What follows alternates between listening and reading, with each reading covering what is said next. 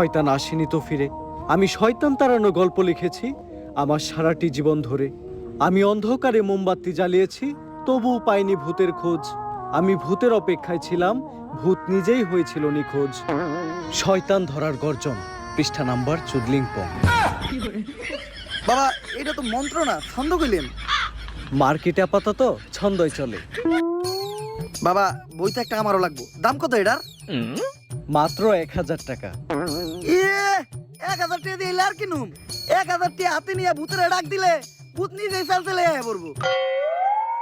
1000 টাকা দিয়ে বইয়ের দাম, এই বইয়ের বিশেষত্ব কি? এই বইটা আমি আমার নিজ হাতে লিখেছি। দেহি